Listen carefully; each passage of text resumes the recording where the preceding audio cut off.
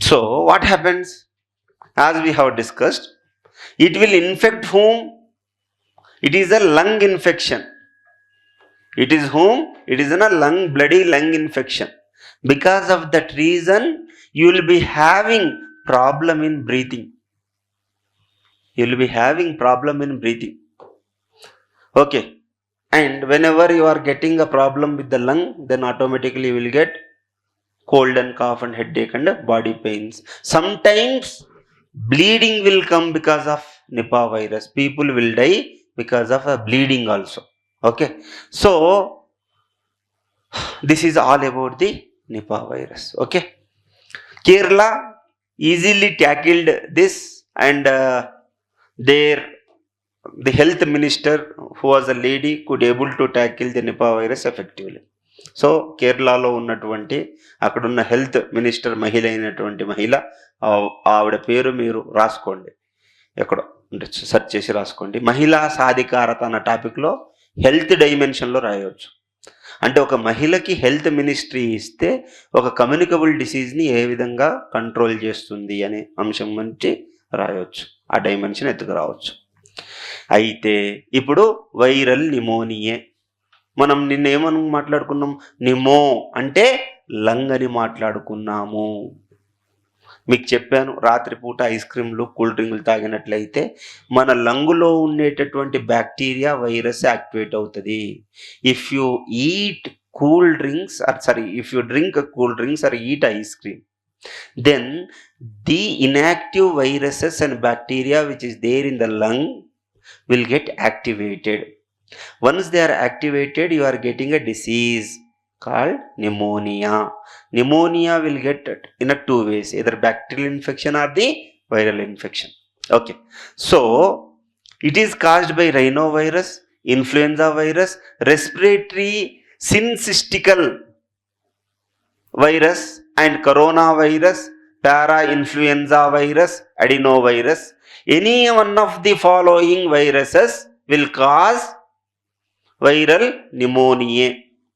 As we have discussed about this, pneumo means lung, that means runny nose, dry cough, fever, chill, and difficulty in taking a breathing, pain in chest, and palpitation for breathing.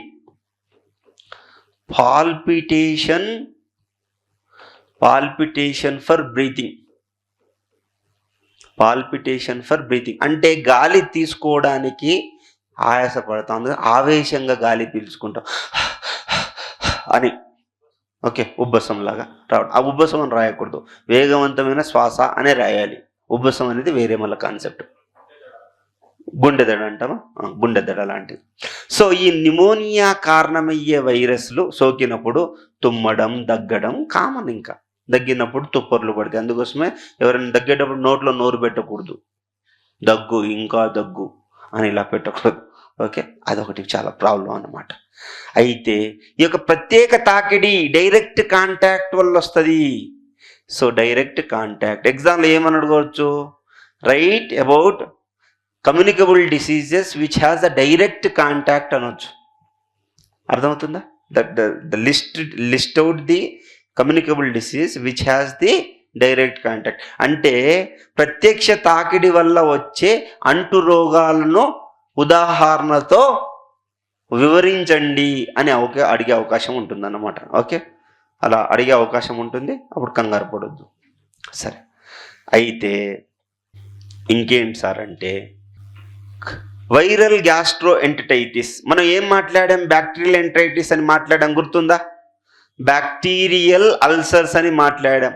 మీకు గుర్తున్నట్లయితే H పైరోలీ అనే bacteria హెచ్సిఎల్లో యాక్టివ్గా ఉంటుందని మాట్లాడడం జరిగింది మనం. అర్థమైందా మీకు? అందుకోసమే ఎవరైతే ఎక్కువ ఈర్ష్యా ద్వేషాలు ఉంటాయో వాళ్ళకి అల్సర్స్ ఎక్కువ ఉంటాయి. ఎందుకు? ఈర్ష్యా ద్వేషాలు మనిషిలో పుట్టినప్పుడు మన శరీరంలో ఉండే 4-5 రెసెప్టార్స్ ఉంటాయి, న్యూరో ట్రాన్స్మిటర్స్, అవి ఎక్కువ ప్రొడ్యూస్ అవుతాయి.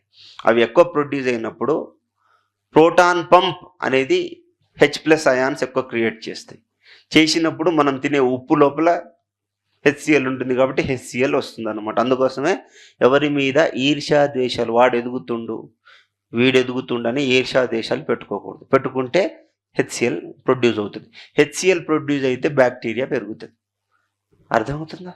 So if you have jealous about others then you will get ulcers. Why? Because when you are jealous in the stomach there are 5 types of neurotransmitters. It will release. Whenever it is releasing, then this is called proton pump in the body. Proton pump. This proton pump activated whenever you are eating salt. In NaCl, salt is there, chloride is there, it will go and form the HCl. Because excessive HCl producing in the stomach, the layer, gastric layer, which is the mucosal layer, which is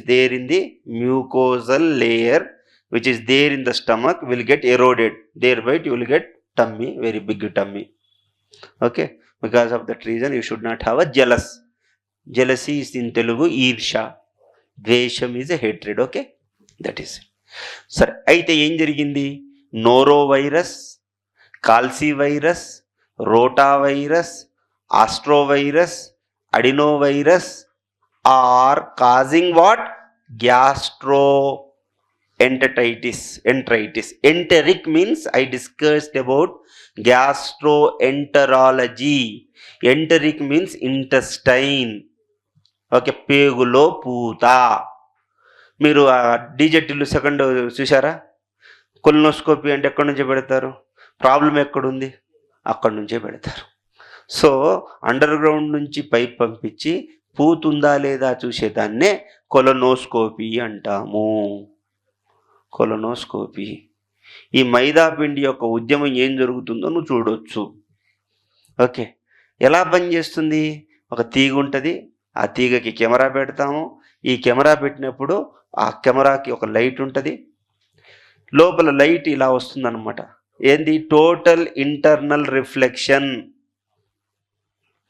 total internal reflection అనే principal ద్వారా అది తిరిగి వచ్చి ఎన్ని పుండ్లు ఉన్నాయో తెలుస్తుంది. దేని ద్వారా వచ్చింది అది? Because of whom you got in a small intestine. whenever you have a wound, we put this much big pipe from underground and all the cinema will be seen in the TV. It is called gastroenteritis. It might cause to the stomach or cause to the intestine. Okay, so thereby what happens? Whenever your stomach is upset, you will get whom? Motions. Okay, dam will open and you will get cramps. అంటే కుదిపిన నొప్పి వస్తుంది, వికారంగా ఉంటుంది, and you feel very uneasy. You feeling of vomiting but you don't vomit. Then some times you will get vomit. నీకు వాంతులు వస్తాయి అన్నమాట. అయితే ఈ లక్షణాలు ఉంటాయి. ఎందుకు? Why you got this? Because of contaminated food and water.